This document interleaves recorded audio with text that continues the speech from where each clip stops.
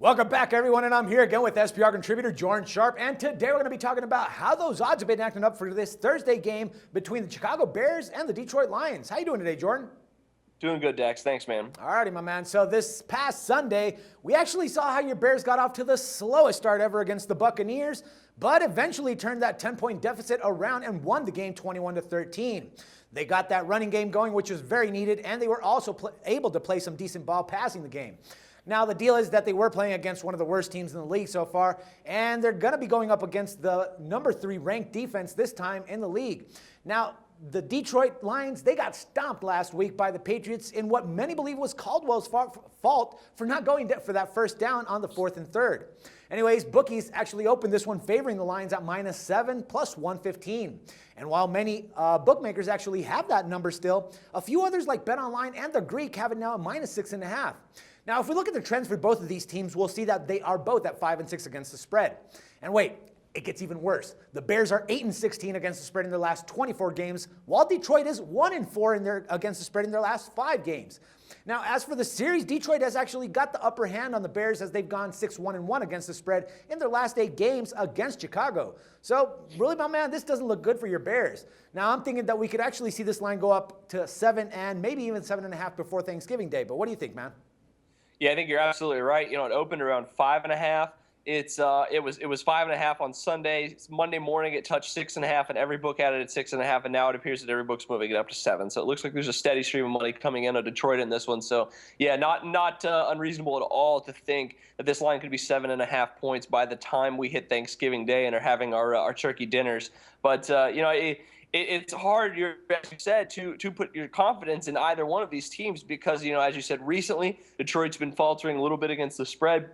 And, of course, the Bears are just one walking ATS loss, you know, coming into this game. So it's hard to pick a winner for this game. I will say that the Bears' run defense has looked a little bit better over the last 3 or 4 weeks. I'm not sure if that's a combination of just who they've been playing or if it's actually their defense has been looking a little better. But I think that is going to go a long way for them, even though I don't think it's going to help them, you know, climb out of this hole that they're in. Even at 5-6, it's not too big of a hole, but they have a pretty tough schedule remaining here. And at Detroit here on a short week is not going to be an easy game. So I think you have to think that where the line is going, that's where you should the points here, but I'm hesitant to really be excited, like you said, for either one of these teams on this game, just because neither one of them is really giving you much confidence, and it's on a short week. So, what do you think? Do you think that the Lions are probably, if you had to pick on this game, do you think the Lions will probably be the play?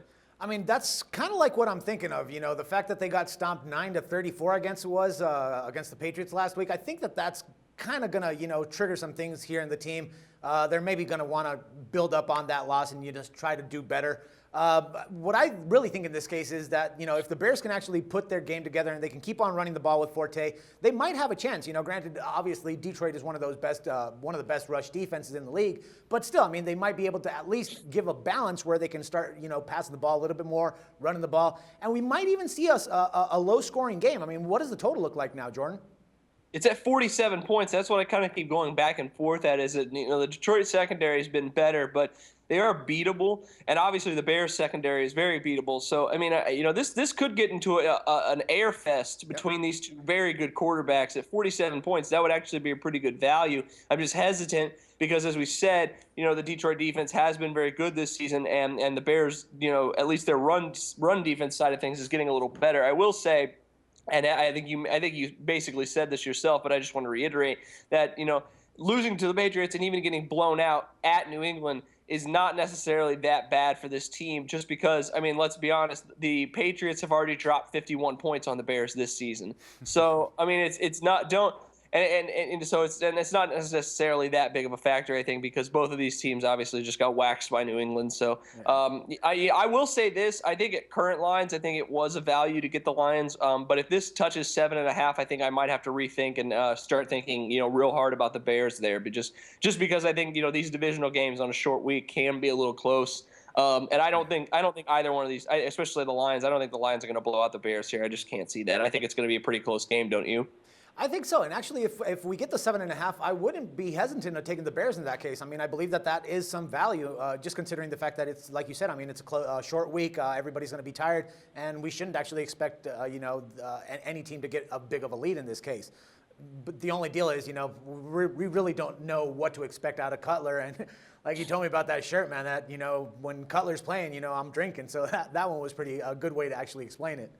Well, yeah, it's funny too because he'll make you drink, but then he'll make you say, "Wow, he could, if he could stay this way, and play consistently, he'd be fine." Like that third quarter yesterday. You go from once again having those same feelings in the first half to the beginning of the second half, and you're feeling all right about it. So it's a very up and down thing with him, and so it's one of those things where sometimes you don't know what you're going to get. But I will say this: the 3 of the last 5 times these two teams have played, the over is cashed.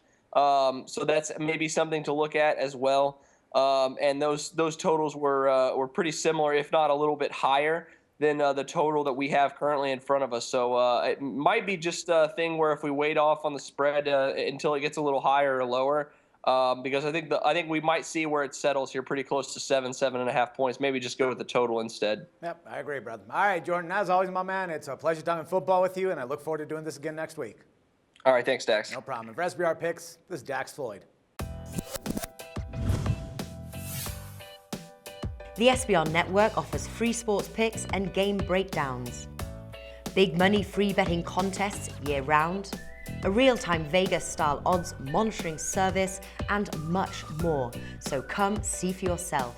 To stay updated on SBR news and promotions, follow us on Twitter, Facebook, and Google+, and do be sure to subscribe to the Sportsbook Review YouTube channel to catch all our daily sports shows.